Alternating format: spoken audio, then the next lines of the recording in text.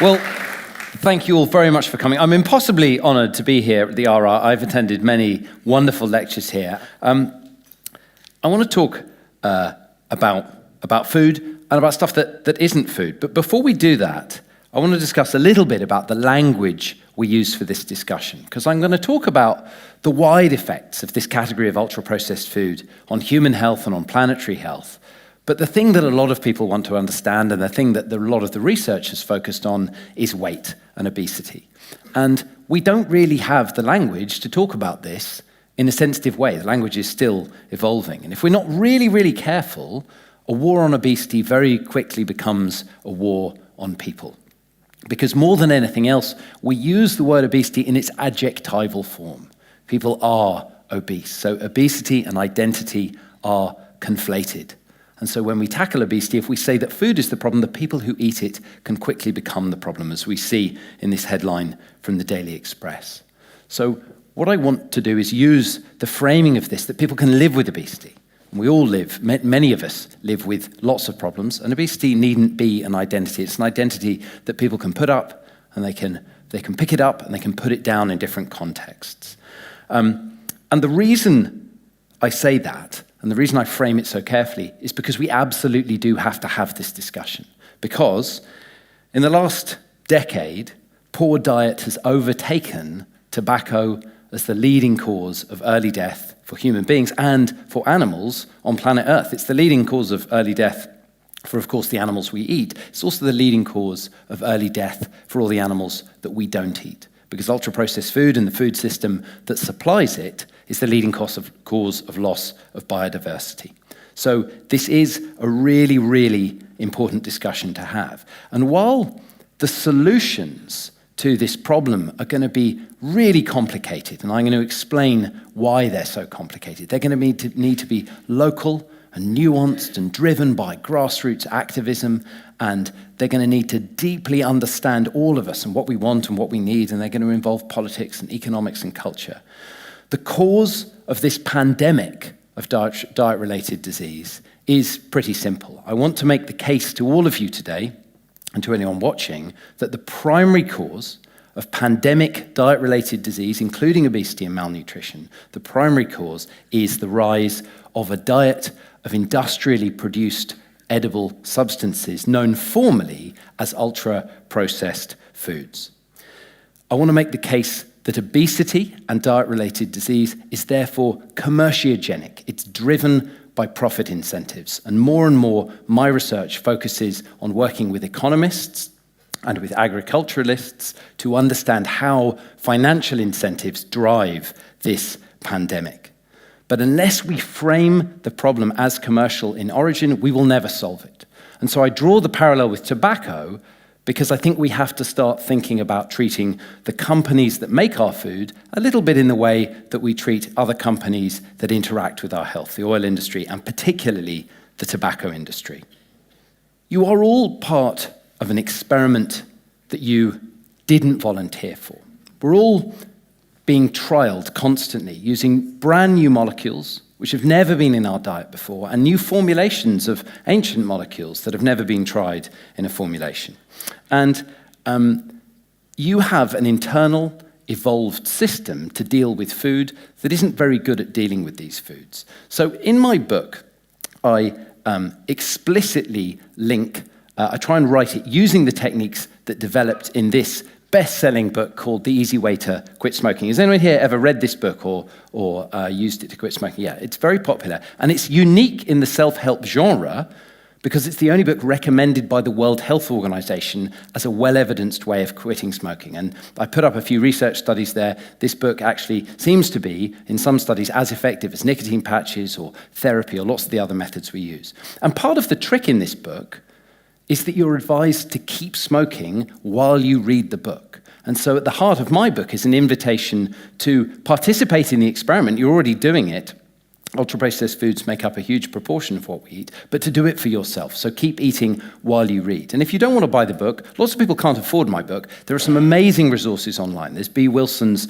resource in The Guardian, the long read on ultra-processed food, which had huge influence on me. So you can read about ultra-processed food, and I would encourage you to engage with it, because that was the experiment that I did when I was writing the book, is I went on a month-long diet of ultra-processed food. And I didn't do that casually. I didn't do it as a stunt for a telly program. I did it to gather pilot data for a much bigger study that we're now running at UCL. So I did it with the help of very expert colleagues. And I'll talk a little bit about what happened to me in that diet. So I've written the book with that in mind. We're part of this experiment. A thing that's really important to understand early on is that processed food is not the same as ultra-processed food. Processing is ancient. Humans are the only obligate processivores. We must process our food. I put up there some guts of different animals of comparative size, some of them. Humans, compared to other animals of similar size and weight, we have tiny jaws, minuscule teeth, and very short digestive tracts. We have extended our gastrointestinal system, our digestive system, out into our kitchens. We use grinders and knives to chop and cut our food instead of our teeth and our jaws.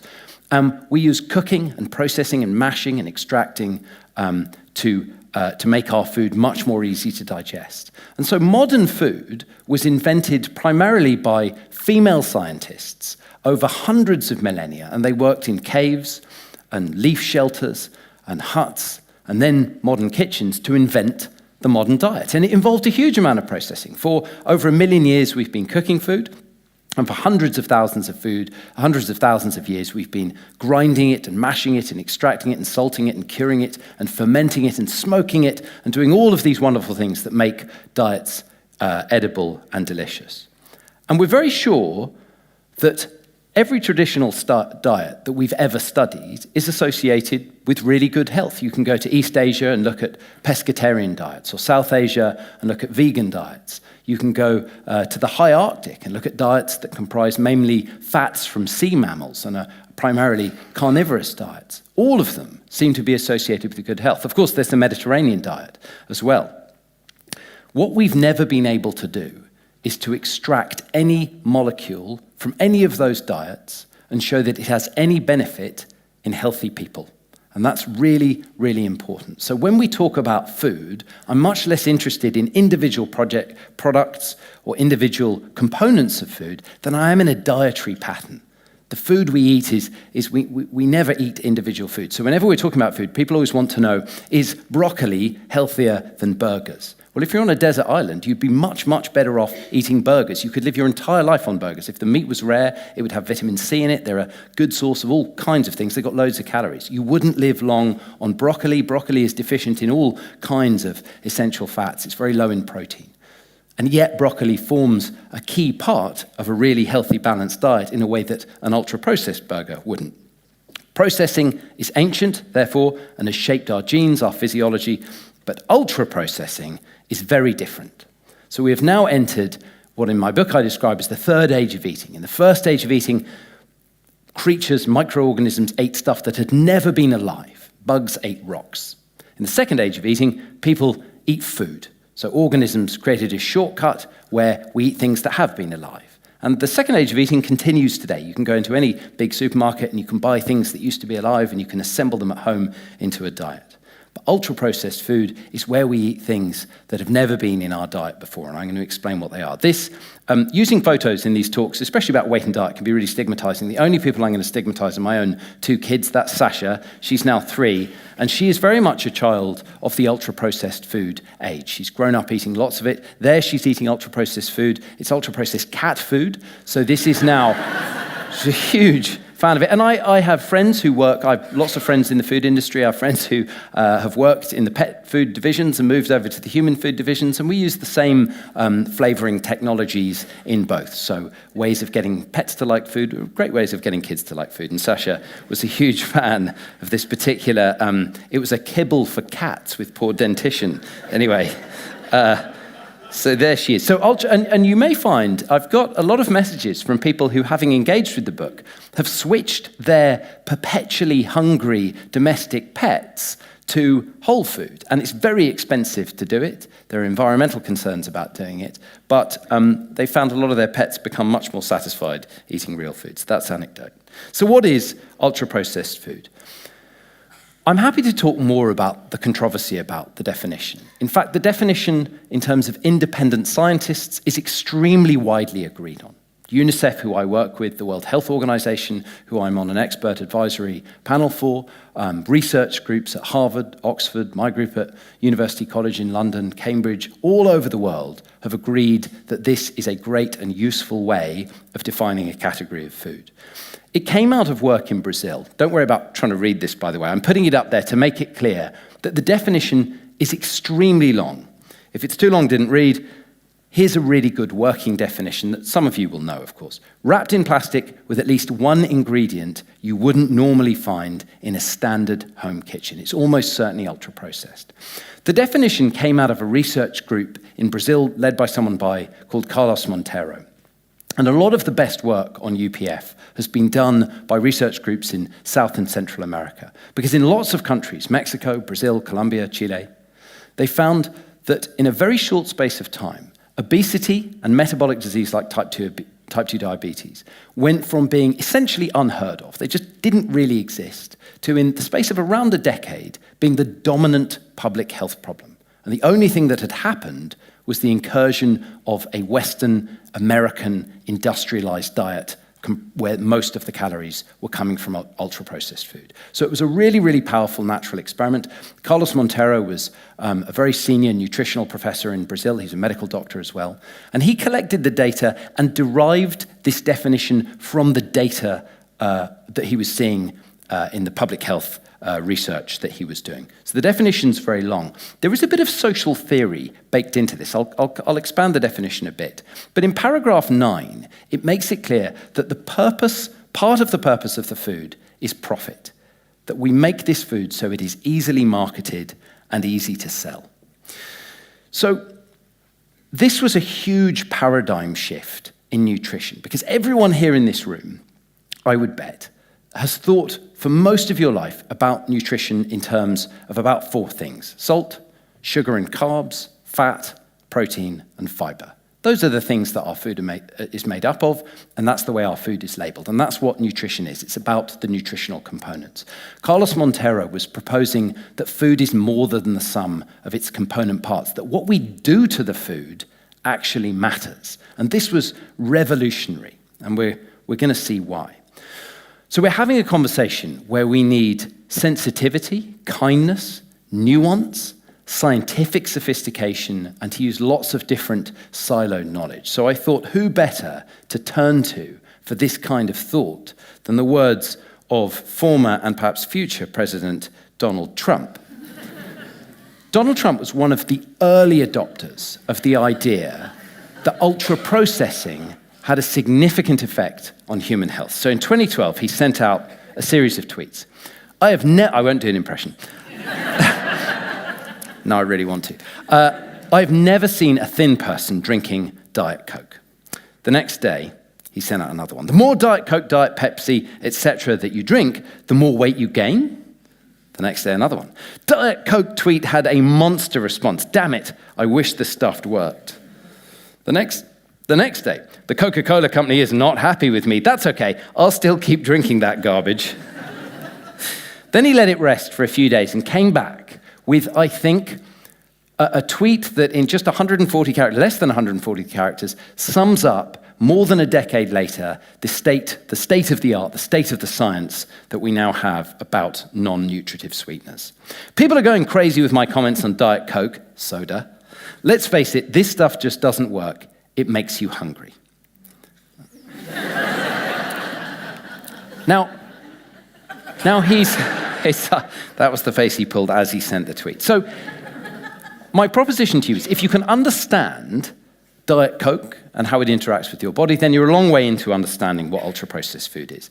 This is Diet Coke labeling from the United Kingdom, but this is more or less how it's marketed around the world. This gets 4 green traffic lights on the bottle. So this isn't just a health food. This is the healthiest product you can possibly buy. Very few foods get 4 green traffic lights.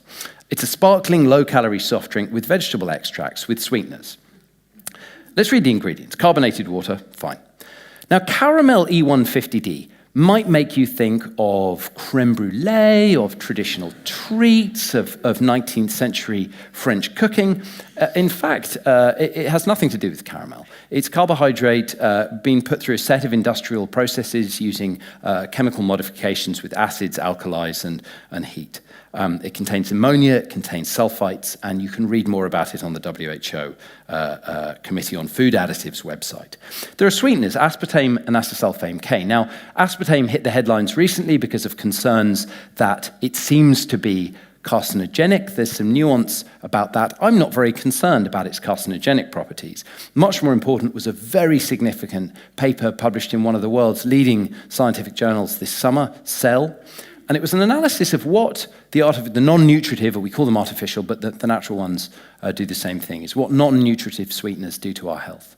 So we now think that if you look at the independent studies, the non-industry funded ones, there is something that seems to be really tricky for the body. When you put sweet taste on the tongue, which you haven't just evolved for fun, right? We've really evolved a sophisticated internal system for detecting what food does. So when you taste sweetness on your tongue, it prepares your body to receive sugar, to receive refined carbohydrates. And humans have been eating significant quantities of refined carbohydrates for many, many millennia. When that sugar doesn't arrive, it seems to cause problems. So people used to think that the problem was that you released insulin, and that dropped your blood glucose, because insulin lowers blood glucose, and that made you hungry, and you then went and ate more carbohydrates, and that might be why they don't seem to promote weight loss. It seems now from the research this summer that a lot of them actually increase your blood glucose, and we're not really sure why that is. It may be part of a stress response. The brain is a prediction engine. It's constantly making predictions about the world. And when you get a mismatch between a prediction, like sugar is on its way, and the sugar doesn't arrive, there may be a stress response. No one really knows, but the artificial sweeteners, according to the World Health Organization, and I think the best evidence, don't seem to be metabolically superior to sugar, and they don't seem to be linked to significant weight loss. And that is a huge problem. There are natural flavorings, including caffeine. I mean, I would frame caffeine as an addictive stimulant, but, whatever you like. There's phosphoric acid. Now, it's particularly significant for the people-born women in the audience. Phosphoric acid doesn't just dissolve your teeth, it can also leach minerals out of your bones and reduce bone density. And citric acid will also dissolve your teeth. This is not a healthy product. It will not help anyone lose weight. It is a way of commodifying ill health, I would frame it as. So let's look at the logic of UPF. This is what I want you all to start doing. In fact, what I'm sure you will all start doing is you're going to go out of here and you're going to start reading ingredients packets. Some of you may already be obsessively doing this because there's been a lot of coverage about UPF in the last 6 months. You will notice that themes, tropes emerge as you read these ingredients lists. They all start with commodity crops. We only eat a tiny number of plants. Our carbs come from 4 plants: rice, corn, soy, and wheat. They might be mixed with some commodity oils. There's a short list of them. There's palm, sunflower, some mixed vegetable oils. You take those crops, and this is the Mato Grosso in Brazil, by the way. So that's primary forest on the right of the picture, and then on the left is the soy plantations. So you grow these crops at scale. They're often fed to animals. Corn, soy, they're animal food. And you take leftovers, and to add value to them, you put them into the human food chain. So you break your crop, whether it's corn or soy, you break it down into powders of fats, proteins, and carbohydrates. Now, to assemble, they have a nearly infinite shelf life, and they cost very, very little. You can ship them all over the world in enormous quantities. Now, to make them edible again, you can mix them with a little bit of meat if you want. We eat 3 animals mainly. You could mix them with some fish, but primarily we just eat beef, chicken, and pork. But you then need the additives. In the UK and in Europe, we have around 2,500 additives that we use in food, and they're somewhat regulated. In the United States, there are between 5,000 and 15,000 additives. No one has a list. The FDA, who regulate or supposed to regulate additives, don't have a list of all the additives that are added to food. But The additives broadly, the ones you'll notice is they emulsify and they stabilize. They bind those basic ingredients together and they create textures, and then you can press them, extrude them, fry them, bake them, and turn them into any shape you want. But these ingredient lists will be the same from your breads to your cakes to your puddings to your pizzas to your ready meals. They will all have the same basic ingredients patterns. Cheap crop, additives to make it edible. So let's look at some examples. Now, some ultra-processed food is really kind of obvious. I've used the word junk there. It's a bit pejorative about Miss Molly's, but some of it we might casually refer to as junk food. And you'll see there on that list of ingredients, we start with some dairy fat, and then there's this reconstituted whey powder. Whey powder was a waste byproduct of the dairy industry for a long time. Adding it used to be spread on fields or fed to animals. Now it's, if you can add it to food, it has huge value. Glucose syrup, sugar, dextrose, so 3 different kinds of sugar. Palm stearin, palm oil, palm kernel oil, different oils. Emulsified, stabilized, flavored, and colored. Palm oil, of course, is a traditional ingredient. Many of you may have eaten it it's used widely across West and Central Africa where I've eaten it. There's a bottle of it there. The palm oil, or palm stearin, or palm fat that you'll see on your biscuits and in almost everything you can read is nothing to do with that spicy red traditional liquid that you see there on your left. It's been through an edible oil refinery, and there's a picture there in the middle. They look like crude oil refineries, and it's turned into, that's palm stearin on the left. So using processes of refining, bleaching, deodorizing, interosterifying, and hydrogenating, you can take any oil you want from any palm. You'll see mango kernel oil on your biscuits. You'll see shea oil. You'll see coconut fats. You'll see palm fats. You put it through the RBD process, and you can create any melting point, any texture, anything you want, and it all tastes of nothing. So it becomes a way of adding fat to food that is extraordinarily cheap. But a lot of ultra-processed food is sold to us as being healthy. So I've used an Eat Natural bar, but almost all of these snack bars that are marketed to us are in fact ultra-processed. There's a Nutri-Grain bar marketed as strawberry. There's a picture of a strawberry there. It's just 5% strawberry. And it's that same list of cereal flours, vegetable oils, sugars, all stabilized and emulsified together. This might be my favorite example because this was my favorite sandwich for a long time. And this is a brand that we associate with organic food, with good health. And I'm constantly having a debate about what the riskiest kind of ultra-processed food is. Is it the stuff that we know is harmful for us? Or is it this stuff that we think is probably quite healthy, but which contains mono and diacetyl tartaric acid esters of mono and diglycerides of fatty acids? Now that's datem, that's one of the most common emulsifiers that means that almost all the bread you buy in a supermarket will be ultra-processed food. In the UK, ultra-processed food is now most of what we eat. 60% of our calories come from ultra-processed food. 80% is typical for teens. 1 in 5 people in this country get 80% of their calories from ultra-processed food. For many, many people, particularly those living in disadvantage, those with low incomes, this is the only food that is available, and it's the only food that's affordable. And we have libraries of data on that. And there's often a politician who is happy to explain to us that lentils or porridge are very cheap to buy. You can make a meal out of pasta and some tomatoes. And what's never factored into that calculation is the fact that you need energy to cook that food. You need skills, you need a chopping board, you need a knife. You need to make it in quantity. No one makes a bowl of pasta. You need to make it in quantity. Put it in some Tupperware that you need to buy. Stick it in a chest freezer that you don't have. Real food is fantastically expensive. It spoils very quickly, and time is money. It takes a long time to prepare it. So never let anyone tell you that real food can be made cheaply. It is enormously expensive. So what are the effects on our health? The most important effect that most of us are concerned with is it seems to cause unhealthy weight gain.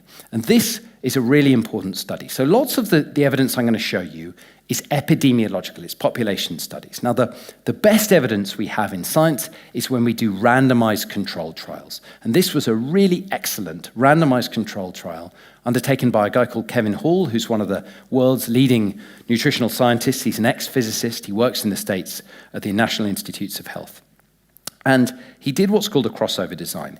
So it was as if we took this room, huge view of people, and we cut you in half, and we said, you guys are all going to eat an unprocessed diet for 2 weeks, and you're going to be locked in our lab, and you're going to have an unprocessed diet, and you're going to have access to 5,000 calories a day, and you guys are going to eat an ultra-processed diet for 2 weeks, and you're also going to have access to 5,000 calories a day. So you all get far more food than you could possibly want. And the two diets are the same for fat, salt, sugar, and fiber, and the two diets are equally delicious, and you all agreed on this. You've all tried it, and you all say the same thing. And after 2 weeks are up, you're all going to swap over, and we're going to see what happens. And these are pictures of the diet. And I would say, I know Kevin, and I've said to Kevin, it looks almost like you tried to rig it, because lots of people would much rather eat the food that's on your right than on your left. And Kevin said, well, that actually isn't at all. We really studied hard and did lots of focus group testing to make sure that both plates were equally palatable. And this is what happened. This is just the weight graph. You can see that just over 2 weeks, there was almost a kilogram weight change for the two groups in opposite directions over just 2 weeks. The group on the ultra-processed diet ate around 500 calories more per day, despite saying the food was equally delicious, despite the fact that both diets had the same amount of salt, fat, sugar, and fiber. So there is something beyond the salt, fat, sugar, and fiber, and something beyond the amount that people liked it that was driving this excess consumption. But ultra-processed food doesn't just cause obesity. Now, I'm using the word cause here because I think the evidence we have has met the threshold for causality. And I'm happy to discuss, I think this is probably a pretty scientifically literate audience. What we should probably say is that ultra-processed food is strongly associated with this very long list of different diseases: cardiovascular disease, cancers, all cancers, but particularly breast, prostate, and colon; metabolic disease like type 2 diabetes, obesity, high blood pressure, gestational diabetes, fatty liver disease, inflammatory bowel disease, anxiety, depression, frailty, irritable bowel syndrome, and lots of those other gastrointestinal complaints that we all just think are a part of growing old and being a normal 45-year-old, dementia, and an increased risk of early death. And this is a paper published by my PhD student, Sam Dickin. It's a really important study. And what Sam did is a formal review, and every single one of the studies that is used to generate that evidence controlled for fat, salt, sugar, fiber, and dietary pattern. They also control for educational standards and poverty and gender and age. So while those studies have flaws, no epidemiology is perfect, it's really hard to correct for all of those biases. We have very, very good evidence that there is more than just fat, salt, sugar, and fiber that is mediating these harmful effects. Processing is important. And that this is a revolutionary way of thinking about food should, I think, surprise all of you. Perhaps the best example of why processing is important was an experiment done in the 70s by a group in Bristol. It was a very simple experiment. They got some apples, and they left them unprocessed, and they chopped them into chunks, and then they pureed them, and then they pureed them and squashed the fiber out. And they looked at the effects of the nutrient, and they did it all immediately before participants drank or ate them. And what we see is that when you eat a whole apple, you feel much fuller for much longer. Do get it if you need to, don't worry about me. If you eat a whole apple, it leaves you feeling fuller for longer, it doesn't spike your blood sugar, and you don't get a sort of rebound hypoglycemia. If you drink the apple juice, you get a big spike of blood sugar, you don't feel full at all. Now, when you back add the fiber, so it's whole pureed apple, you still get that sugar spike, you still don't feel satisfied. So even when we have a pureed whole apple, it's very, very different to eating the whole apple, to dismantling the apple with your teeth. Eating, the act of chewing, of manipulating food with your tongue, causes all sorts of internal physiological changes that are really, really important. So we do need to process food with our mouths. Processing does affect nutrition. Now, before we go on, when we're talking about obesity, we have to address some elephants, because there are some other proposed causes of pandemic obesity. So if I'm here saying the primary cause, perhaps not the entire cause, but the primary cause of the obesity change that we've seen since the 1970s, where childhood obesity was around 1 or 2%. The fact that obesity in childhood is now at more than 20%, around a tenfold increase, that tenfold increase is due to ultra-processed food. I have to answer some questions. You should all have some questions. Like, well, what about exercise? I mean, exercise is medicine. We've all become far less active. Our jobs have become automated. None of us work in heavy industry. Very few of us are out tilling fields. Even farmers get to sit in mechanized processes these days. So it seems very obvious that if we live more active lives, we must surely burn more calories. And that's a picture of me filming a television series I did a very long time ago that some of you may have seen, called Medicine Men Go Wild. And my brother and I went and lived with remote indigenous peoples all around the world to learn about their food and their diet and their medicine. And we got far more out. We learned far more from these communities than we could possibly ever give them. So I went and lived as a hunter-gatherer in the rainforest at the borders between Brazzaville, Congo, and Central African Republic for several months. And a scientist called Herman Ponce did quite a similar thing.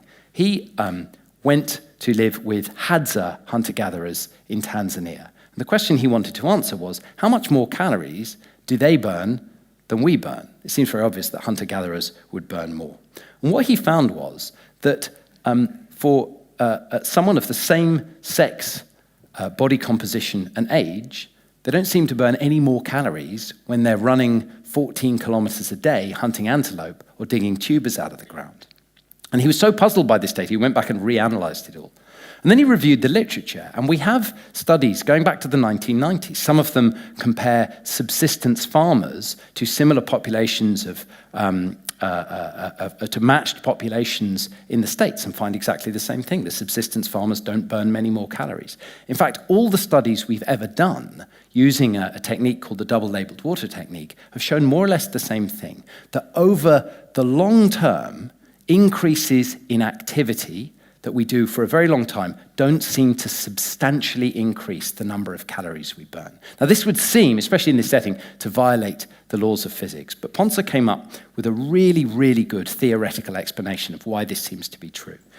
Exercise is good for us, not because we burn more calories, but because we steal calories from other budgets. So I'm a 85 kilogram, 45-year-old man. I burn around 3,000 calories a day.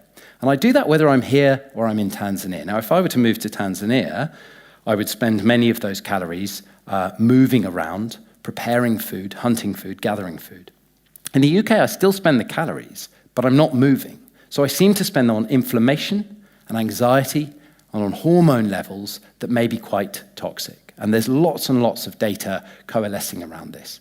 And Ponce's theory makes sense in two ways. First of all, it explains evolutionary something really, really important, that when food is scarce, you wouldn't burn more calories to get it.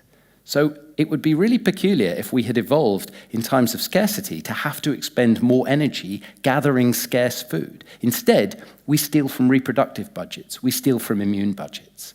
So it's coherent with evolution. It also explains why exercise is good for us and the benefit we all feel, which is that it damps down inflammation, pain, anxiety, and has all these other benefits. It also explains all the data and the lived experience, I'm sure, of people here, that exercise isn't a great way of losing weight. We've done lots of trials of this. You can show it's quite a good way of helping to maintain weight loss, but it's not a great way of promoting weight loss. And so he made a huge contribution to the literature, and that was published in Science, and it's really, really robust science. There's some details that need tidying up, but it is very robust. I should say some exceptions. I've also done Arctic exploration, or if we look at elite athletes, they do burn more calories. You can increase your calorific expenditure briefly, you just can't do it for very long. So exercise, if you do it intensively at a high level, you will burn more calories. So where does this idea, because I was very surprised by this, where did my idea, as someone who spent 6 years at medical school, I spent 5 years doing a PhD, and I was sure this wasn't the way I understood the body, and I think it's probably not the way you all understand the body. What about that idea that exercise, calories in, calories out, that the obesity pandemic is partly due to inactivity? Well, the exercise is medicine phrase is actually trademarked. And it's trademarked by the Coca-Cola company. And it was a partnership with the American College of Sports Medicine and Coca-Cola. It was a huge public health program. And some colleagues of mine at the London School of Hygiene and Tropical Medicine, very senior group of scientists there, particularly Martin McKee, they did a network analysis to look at Coca-Cola's scientific funding, because they noticed Coca-Cola were funding scientific conferences. They did some freedom of information requests. There are hundreds of papers in the scientific literature, all of them promoting this idea of energy balance, that we can drink some fizzy calorific liquid and then we can run it off. And this is why Coke sponsors so many different sporting events. So the entire understanding of calories in, calories out, in part comes from this network of research funded by Coca-Cola. There's very little other evidence to support it. And I would say that the best people in nutrition, when it comes to obesity, no one serious believes that inactivity is a significant contributor to pandemic obesity. What about willpower? We hear a lot about willpower. Now, what I want to do is equip you as a room to destroy people who bring up willpower, who say that, well, they often mix it in with calories in, calories out. It's just all about effort. And people who don't live with obesity have the daily experience that they use a bit of willpower to just decline the food. It's entirely untrue. That, by the way, is my daughter, Sasha. She is not blessed with any amount of willpower. What you're looking at there is some US data, and you don't have to look at the details of the graph, but it's a graph of prevalence of obesity by date. And you'll see there's a sudden inflection point where all those lines on the graph go up in the mid-70s. That's when weight gain took off. Now, there are different lines on the graph because they're men and women of different ages. Now, that's a graph of the Caucasian part of the population, but the graphs for black groups and Hispanic groups look exactly the same. So at some point in the mid-1970s, something happened which made everyone across every age, and both genders, across all demographics, start to gain weight at the same time. Now, unless you propose that simultaneously there was some failure of moral responsibility in all those different communities, the willpower argument doesn't stack up. It really doesn't. We have a huge amount of data that willpower is usually a proxy for poverty. That people who live in poverty make very, very sensible decisions, and particularly many of you may have heard of this experiment, the marshmallow test, where you give a child a marshmallow and you say, if you don't eat the marshmallow, I'm going to leave the room. If you don't eat the marshmallow, when I come back, you can have another marshmallow. And the children who are unable to resist the marshmallow, as they were followed over a very long time period, and this predicted an awful lot about their life courses, predicted their jobs, their incomes, and their weight. And so this provided this evidence that people without willpower do seem to gain weight. In fact, there was a reanalysis of the data, and there's a lot of nuance around this, so I say this with some caution. But when the data was reanalyzed, what they hadn't controlled for was the educational level of the mothers. And essentially, if you are born into poverty, you make the sensible decision to take rewards when they are available, because often in contexts of poverty and deprivation, promises aren't fulfilled. And so you're really smart to take that marshmallow. The kids were making smart choices. When you adjusted for that, the effect more or less went away. Willpower is something we have very few ways of measuring. It's not an interesting part of this discussion. My patients who have lost weight have frequently lost their own body weight many times over. They exhibit far more willpower every day than I do. Personal responsibility, especially in terms of policy, has no place in this discussion. What about stress and genes? This comes up a lot because I have, whether it's patients or friends, a lot of people say to me, look, I know you think it's UPF, but I eat for emotional reasons. I eat because I'm traumatized. I eat when I'm stressed. Well, ultra-processed food is a little like tobacco in that sense. It's one of the ways that the harms of poverty, of stress, of trauma are made manifest. So it's always the ultra-processed products that people eating for emotional reasons turn to. In the same way, tobacco products or drugs of abuse or alcohol, those are the substances that people turn to. And I'll talk more about addiction. So the deep cause of a huge amount of the pandemic of diet-related disease is poverty. But it is the marketing of ultra-processed food, along with the marketing of gambling, tobacco, alcohol products, these other harmful substances, that causes the proximate harm. But if we could fix poverty, we would deal with, the data shows, around about half of the problem. And poverty, I think, is a political choice that we can deal with. So I hope I've persuaded you that UPF does harm us, that it is the primary driver, and that those other questions that swirl around the debate and confuse us we can use evidence to get rid of them pretty effectively. But how does ultra-processed food cause its harms? Well, one of the effects is it's very soft. It's very soft and it's very energy dense. And the way of testing this is to go and buy a loaf of this kind of bread, and I've put up Hovis, but you can, because this is the bread that I always used to buy, and go and buy a loaf of sourdough or rye bread or any traditional real bread. And what you'll find is the emulsified supermarket bread takes about twice as long or 3 times as long, it's about 3 times quicker to eat. It's very fast to eat. Now, the softness has 2 effects. Partly, there's a particle size difference. We absorb ultra-processed food very, very quickly because all the bits of real food have been fractionated down virtually into their molecular constituents. But it also means we eat it very, very fast. And we have very, very good data going back to the 1990s that soft food that is quickly consumed is strongly linked with weight gain, especially when that food is energy dense. And the other thing about ultra-processed food, it is bone dry. Real food is wet. Almost all the real food you can think of has moisture in it. Now, moisture is a problem if you want something to have a long shelf life, and long shelf life is vital for cost. So there are illusions of wetness in ultra-processed food. If you think of a moist burger, and there are those famous there's lots of instances on social media of people buying burgers from popular burger restaurants and leaving them in their packets and photographing them over a year, and nothing happens. They don't decompose. In fact, those burgers, they don't contain many preservatives. They're just dry. And dry things, bugs can't get a grip on dry things. Dry goods don't decompose. So the dryness, the water isn't there. They're very energy dense because the water should displace energy. They're dry and they're soft, so we eat them quickly. So we get calories quicker than our bodies can say we're full.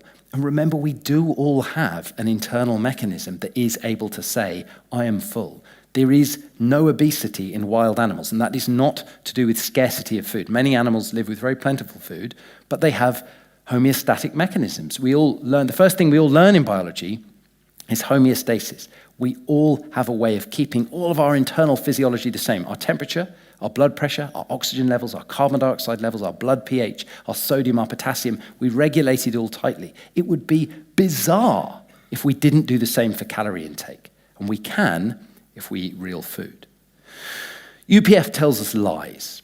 So there's sweetness without sugar, but there's also smoothness without fat. So around the 1980s, when fat became the first big molecule started to be demonized, we replaced all the fat. So we had the evolution of low-fat mayonnaises.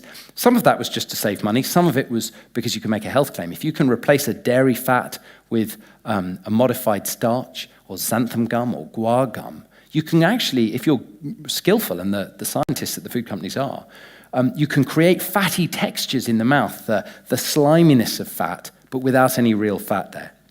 Again, your mouth isn't just tasting stuff for fun. Taste is an early warning system. So you've got bitter tastes, which identify toxins. That's why most poisonous things are bitter. Most plant toxins are bitter. You've got sweet to identify sugar. We think your mouth is able to detect fat. And so if you have a slippery gum but no fat arrives, we think that will be a problem.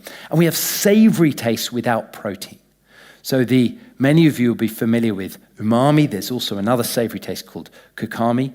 And these tastes come from free amino acids and other similar molecules that you get in the mouth. And they taste savory, and they should be present. They're present in cheese, they're present in ramen broths, they're present throughout amazing food. And they signal particular nutrition is coming into the body. When you get the flavor enhancers, the synergistic umami of glutamate, inosate, and guanylate that you find in huge numbers of potato crisps, when those molecules arrive in the context of potato starch and say real protein never arises, we think that also drives excess consumption. And you may be familiar with some of these products have the once you pop, you can't stop slogan, and that may be part of what's driving that.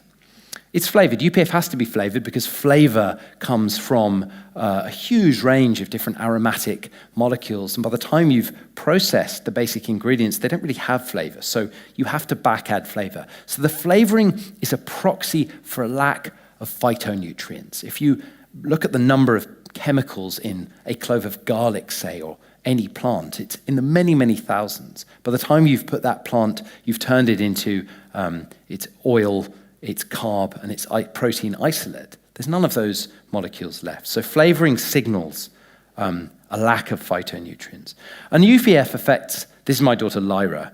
Both my kids are neither of them have engaged with any of this content, by the way. So I do want to say, my kids eat quite a lot of ultra-processed food because food binds us to the people around us. It creates community.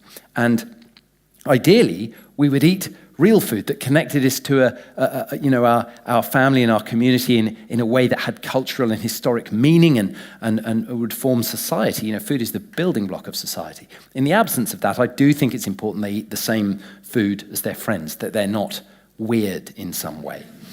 So my kids do some of this. I'm happy to answer questions about how I feed my kids or how I try and feed my kids. My kids largely feed themselves.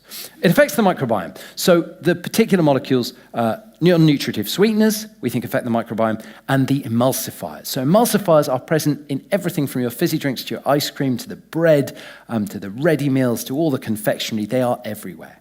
And emulsifiers, as lots of you in this room with scientific training will know, emulsifiers allow you to mix fat and water.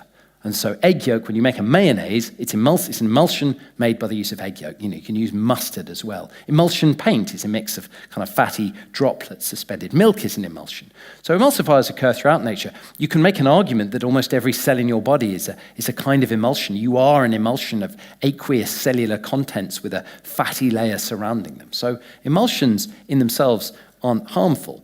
But when we study the synthetic emulsifiers, the polysorbate 80, the carboxymethyl cellulose, and they work in lots of different ways, it seems like they have very significant effects on the friendly bugs that live inside us.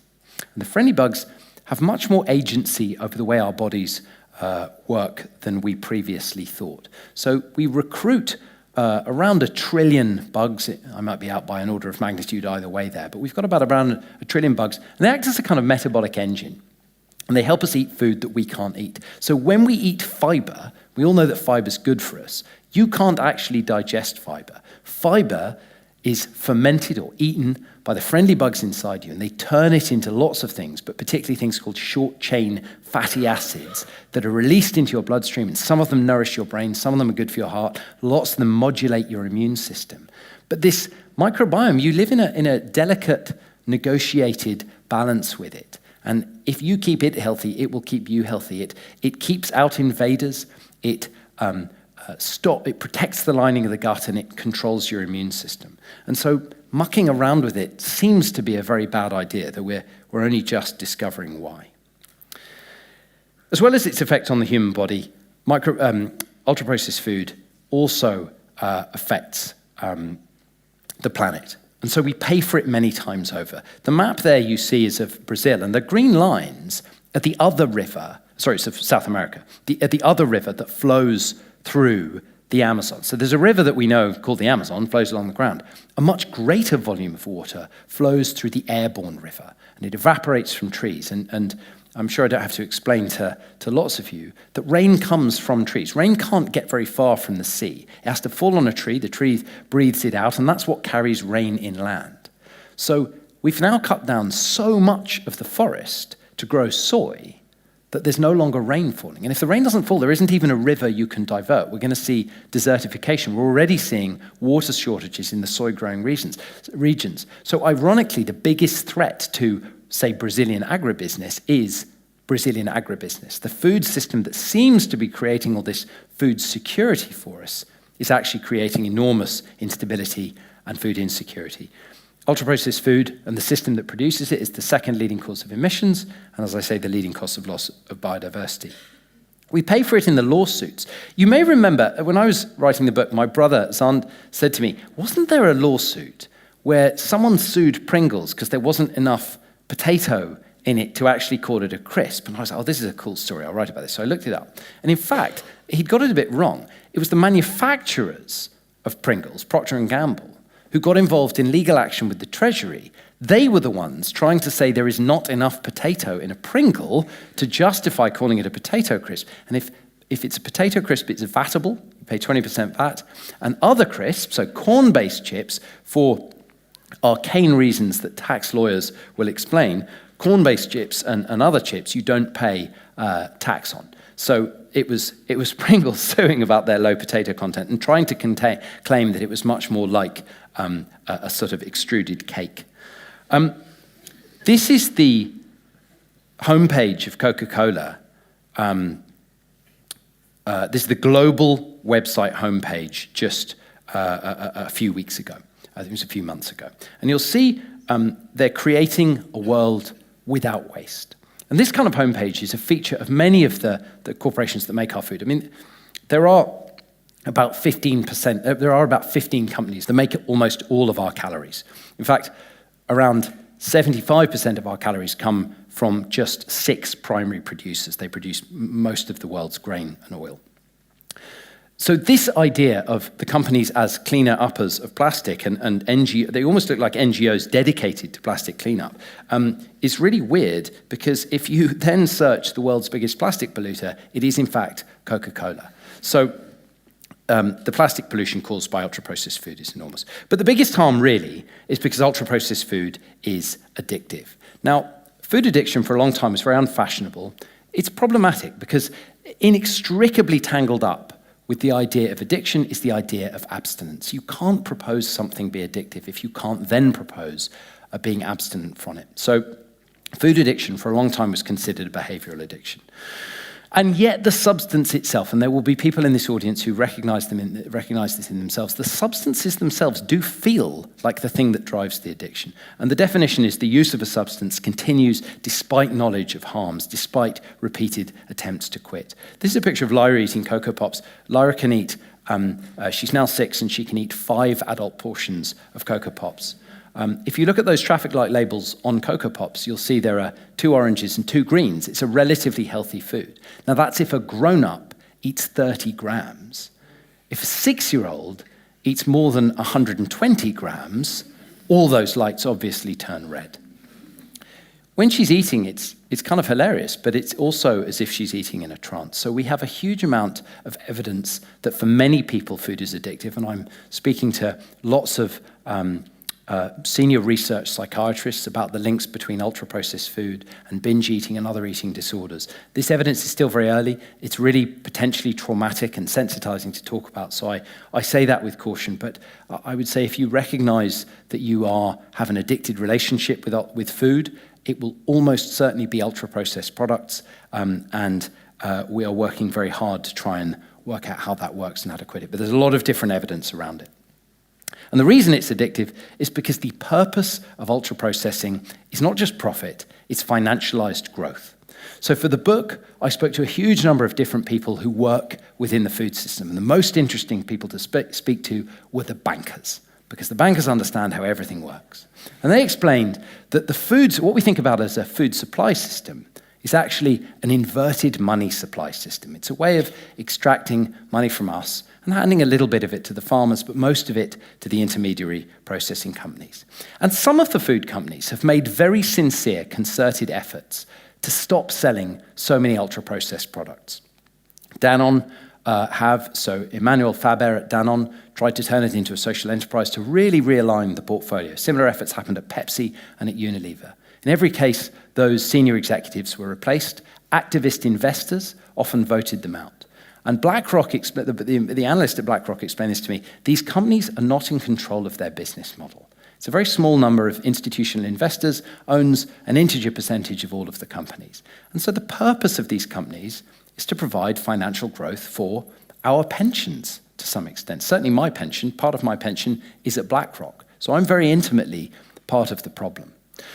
And so a lot of my research now is trying to use, and I'm working with a number of economists now, to try and demonstrate that these companies are financialized, that the food system is financialized, that all of the incentives about the way we produce food are financial. And we can show that when public health activist investors put public health proposals to boards and to companies, they're almost always voted down by hedge funds, by pension funds, and by financial institutional investors.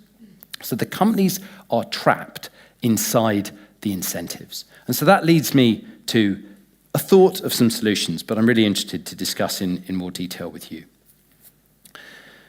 I put here the British Nutrition Foundation logo. So this is one of our leading charities that produces information on food. They advise the government, they collaborate with policymakers, and in almost every article that I've been quoted in over the last few months, there is someone, a nutritionist, a scientist from the British Nutrition Foundation, who also has an opinion on ultra-processed food. Their opinion is it's not usually a very useful way of thinking about food. The reason those food company logos are there is they're just some of the people who pay the British Nutrition Foundation, which is majority funded by companies that make ultra-processed food. The number one change we need is a cultural change where we come to regard the companies that make our food as being like tobacco companies. Their money is dirty, and if we accept their money, we become part of the marketing division of the companies. And so we need to disentangle all the charities that influence policy with, from the companies that make the food that is harming us. We need to put ultra-processed food in our national nutrition guidance. Many countries around the world are doing this. So I just came back from New York. I was speaking at the Global Obesity Federation. It's a UN, World Health Organization aligned body. And there is no question in countries around the globe that ultra-processed food is, as I say, the primary cause of diet-related disease, and it needs to be regulated. This is a pack of Frosted Flakes from Mexico. The tiger is gone, and you can see the black hexagons on the pack. There are marketing restrictions. And the argument I make is not anti-capitalist, it's not anti-growth, it's not neo-Marxist. It's all compatible. It all makes sense with really good economic policy. We want to increase choice and freedoms. We don't want to nanny anyone. I wouldn't ban this food, and I wouldn't tax most of it. I mean, we could have some progressive taxes with caution, but in this country, I wouldn't tax ultra-processed food because it's the food that we depend on. I'd put the warning labels on. I'd change institutional food. It's really good economics to have food in hospitals, prisons, and schools being real food. It's really important. We've got lots of evidence about that. And I'd like to see the rise of not-for-profit food companies. There are pharmaceutical models of this. You can build a competitive company. You can build a company that pays back some investors, in fact, that competes with for-profit companies, but isn't hamstrung by a relationship with those investors. And there's an example of the kind of policies we need. In Brazil, we see a US Coke can there, very similar to a UK Coke can. In Brazil, the label's on the back. In Chile, the activists learned the lessons and managed to get the label on the front. And in Argentina, the label is bigger than the logo.